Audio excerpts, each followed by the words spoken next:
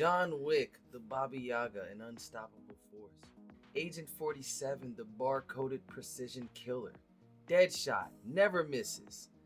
Golo 13, the manga sniper king. Well, if you include Usopp, of course. Leon from The Professional, a classic.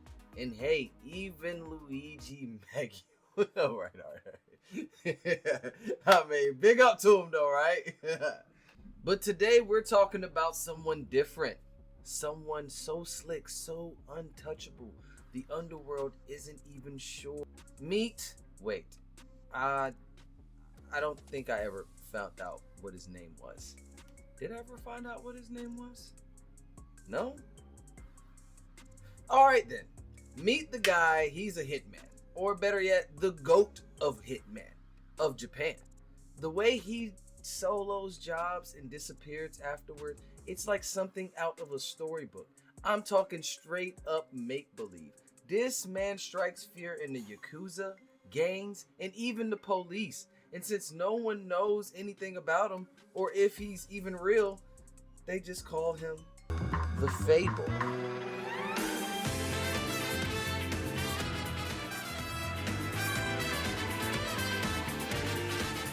The Fable began as a manga series made by Katsuhita Minami.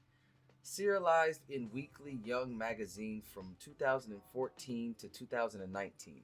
Spanning 22 volumes, the series delivered a unique blend of dark humor, thrilling action, and compelling character dynamic. Minami's storytelling prowess is evidenced in his early works also. The manga's success didn't go unnoticed neither.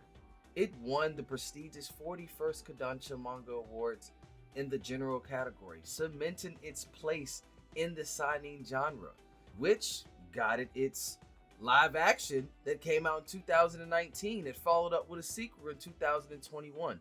Both are awesome and they're on Netflix.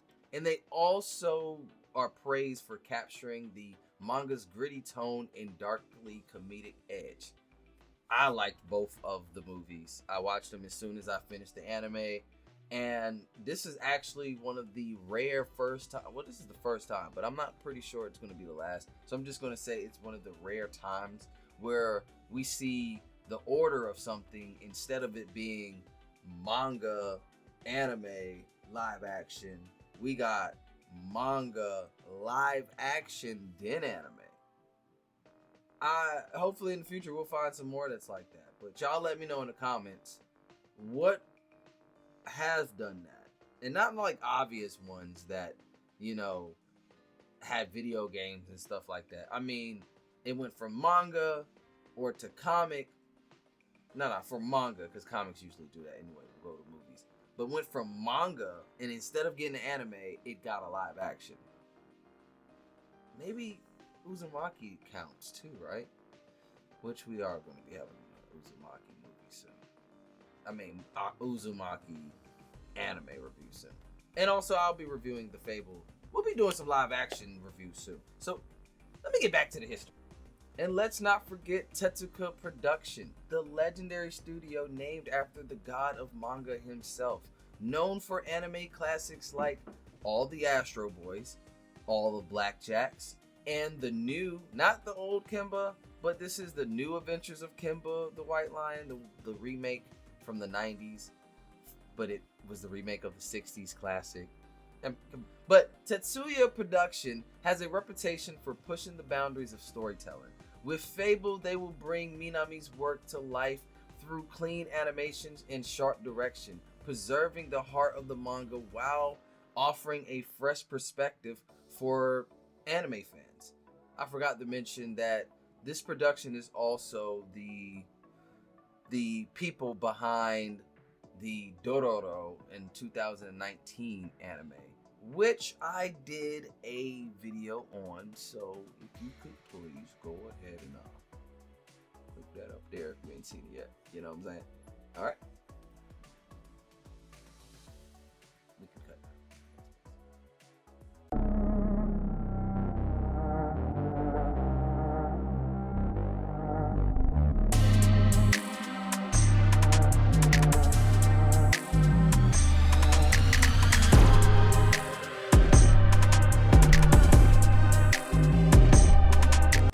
This is Akira Sato.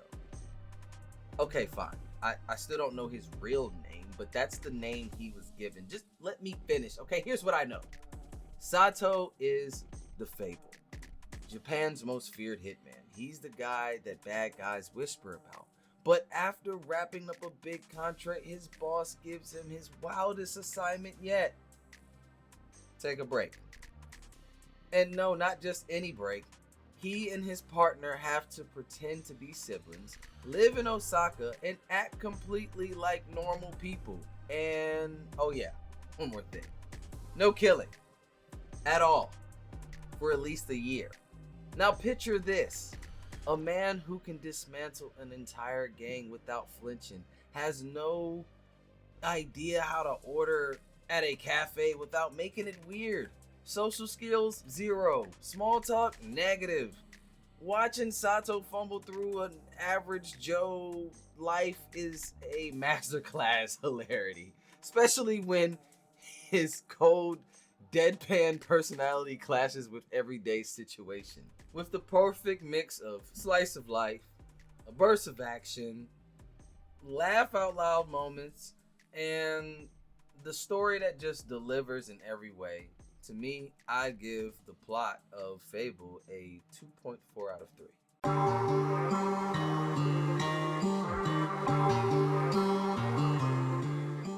As I said earlier, Sato and his partner Yoko are sent to Osaka, Japan.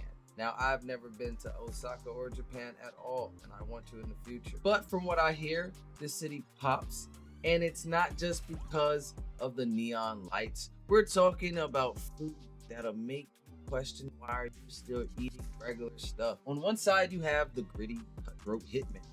Dark, intense, and totally lethal. On the other side, there's Osaka. Light, quirky, full of people just trying to enjoy their okonomiyaki. I think that's what I said. I think I said it right. Without just trying to catch a straight bullet. It's like mixing a gritty crime thriller with a slice of life comedy. And it's hilarious to see how out of place Sato is in this world. That said, I do wish they would have dove deeper into the Hitman network. How it works, what makes it tick, a bit more background. There could have been some added serious weight to the underworld side. For the world building, I'm going to give it a 1.8 out of 3. Why? Well, you don't really get a really intense deep dive into the underworld. We get little exploration of the larger network and how everything actually works. Sure, we get glimpses of the gritty, dangerous side of the job, but there's no real deep dive into the structure or the rules of the underworld that could have made the world feel more fleshed out. It's like we're seeing the surface without going into the layers beneath it. So I hope you can see what I mean about that, but yeah, 1.8 is one.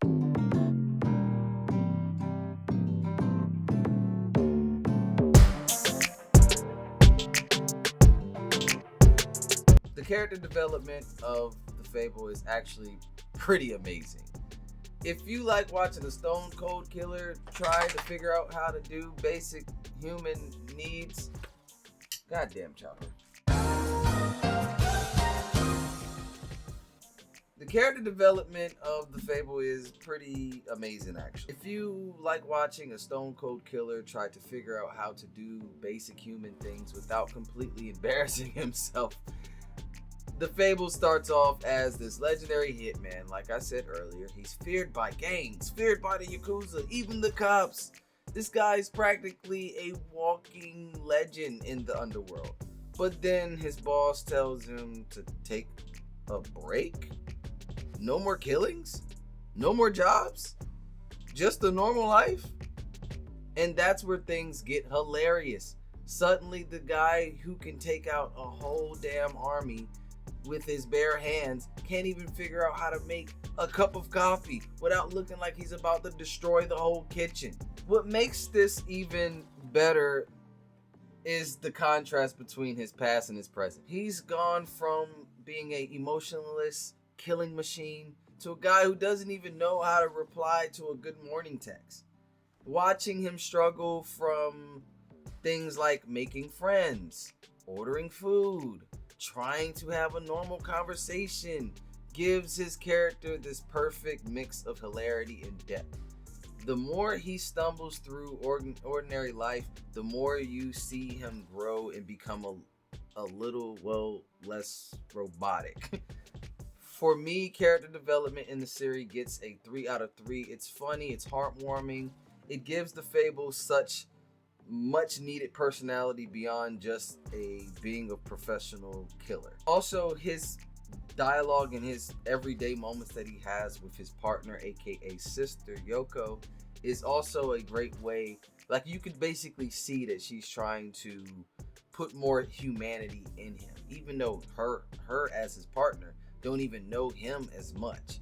I love the fact that she still plays along with the the weirdness of being in the underworld most of your life, but then mixing the everyday world. And I like the fact that every day she's making different meals and stuff like that, and you could tell that she loves this mission, because not only she gets to get to know her partner better, but she also helps him form a personality of sort. So yeah, 3 out of 3 when it comes to character development, because even the side characters get some great development on their side. Like, each and every one of them, when it comes to the girl in the wheelchair, I don't know all their names, the guy with the ponytail, the people that's at the I got somebody just interrupting me with my phone, but I'm not going to stop this tape. But the people that's at the manga writing, the manga studio, that his interaction with them is so fun. I even like the fact of how he tries to put his lessons that he's been learning as far as being a citizen and socializing into the way that he portrays his skills and what he does for his skills.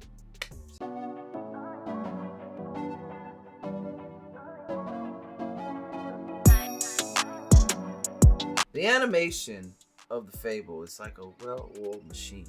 Clean, sharp, and perfectly in tune with the story's gritty yet comedic vibe. The action sequence, absolutely fire. The fluid movements and dynamic angles make sure every punch, kick, dodge feels intense and engaging. You're practically ducking in your seat just watching it. But what really stands out is how the animation shifts gears during the lighter moments. Suddenly, we're in more like a relaxed, expressive style that cranks up the humor. Whether it's Sato awkwardly trying to navigate small talk or just blankly staring at something he doesn't understand, the animation nails those comedic beats. It's like seamless blend of intensity and humor, like watching a martial artist who's also really bad at karaoke. That said, if I had to nitpick, I'll point out some of the background feels like a little flat in comparison to the dynamic characters and action. Maybe it's a stylistic choice, but sometimes the world seems less alive than the people in it. Also, during the quieter moments, the animation occasionally dials the energy down a little too much, but it's like the animators were catching their breath after the action sequences. Overall, I would give the animation a 2 out of 3. It's stylish, engaging, but there's some room for a little more consistency to really bring everything together.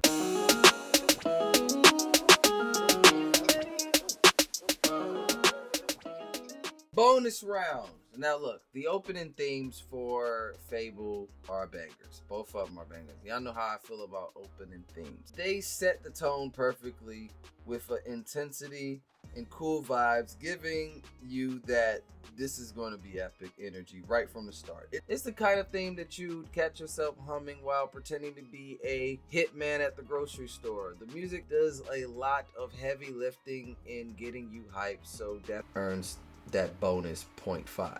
Now y'all know how I feel about my comedy. If my anime can make me laugh, then you're gonna earn some points with me, buddy. And the comedy of the Fable lands well most of the time. Watching the legendary Hitman awkwardly try to be normal is comedy gold.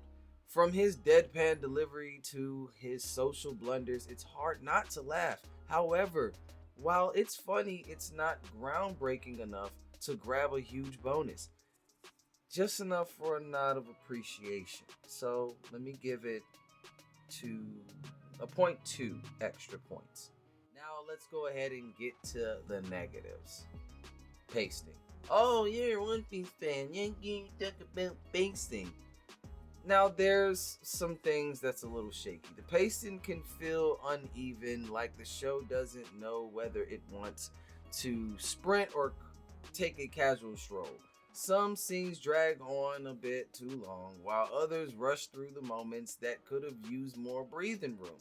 Like it's watching someone juggle, but you're unimpressed. And they drop the ball. So I'm gonna go ahead and take away 0.5 points for the pacing. I know you're One Piece fan. What do you know about pacing? Look.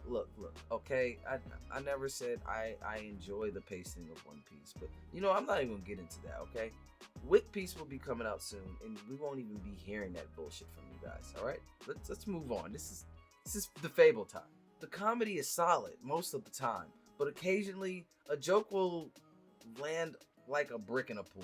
Some of the gags feel mistimed or misplaced, especially during serious, intense moments, making them feel a bit jarring. It's like trying to crack a joke during a funeral, not the vibe. So I take it out about 0.3 points. Sometimes you gotta. It's not time. Bad. Read the room.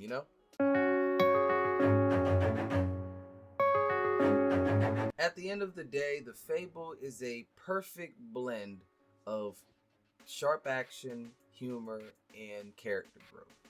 It's a unique ride that takes you from a brutal Hitman fight to awkward everyday situations, all while keeping you laughing and invested. Sure, it could have used a little more depth in its world building, but the charm of the main character and the refreshing mix of the genres more than make up for it. If you're into watching a legendary hitman try to navigate the mundane life of a regular citizen without, killing people, you're in for a good time. And if we add up all the scores right here, you'll see that it gets a solid 9.2 out of 12, which makes this, in my categories, a supreme anime. Definitely one to check out if you're after a thrilling yet hilarious experience. Oh, okay, you got me. That is the end of the video, but listen up.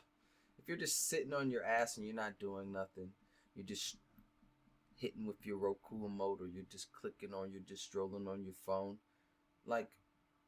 won't you click this video right here? Okay, alright, let me give you a little pitch, okay?